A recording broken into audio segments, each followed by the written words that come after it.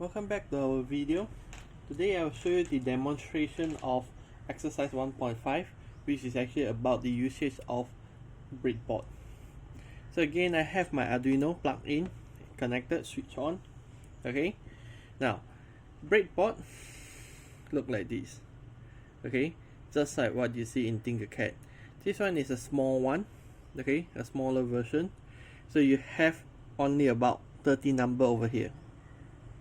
Okay, you can also have this type, which is the long big one.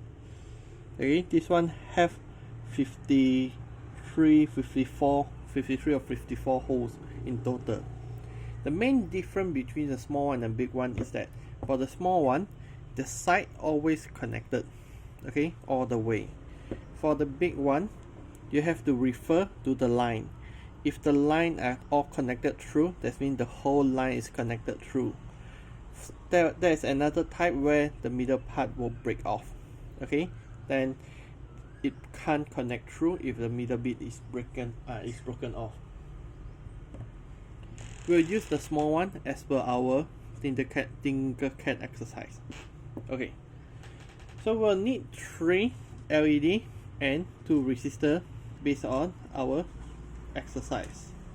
Okay, I'll show you how to connect them all, but with breadboard it will be much easier compared to what we did last time. Okay, very first thing, we connect the positive and negative, which is the 5 volts and the GND part. Okay, so once you connect to the 5 volts and GND, 5 volts and GND, the red one is 5 volts, blue one is GND. Okay, so I can connect it like what I did in Tinkercad. Okay, the good thing about connecting it in real life is that because the resistor has a really long leg, so I don't have to use wire all the time. I can actually use resistor directly connect to one side to the 5 volts, okay, and then the other side to my breadboard.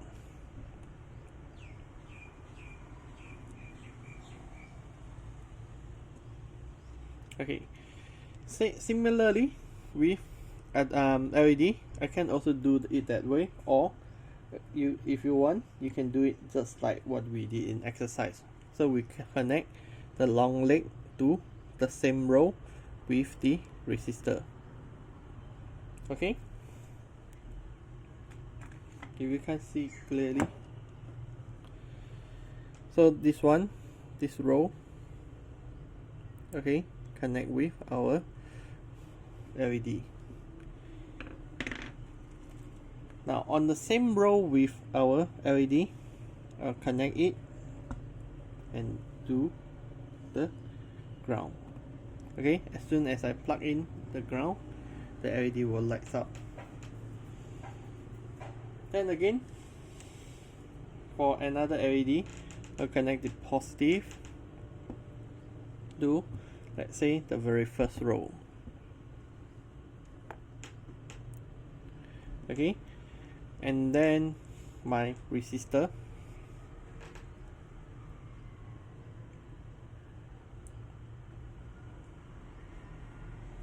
after that the LED, and lastly connect the line to the negative. Then it will light up as well. Oh, I have to move this one up a little bit because next one we're gonna test is, remember that we try to plug it in on the row at the bottom, but it won't be lights up because it is actually not connected. In order to make it connect, okay, we have to use wire to connect the bit from the yellow LED to the red LED. Okay,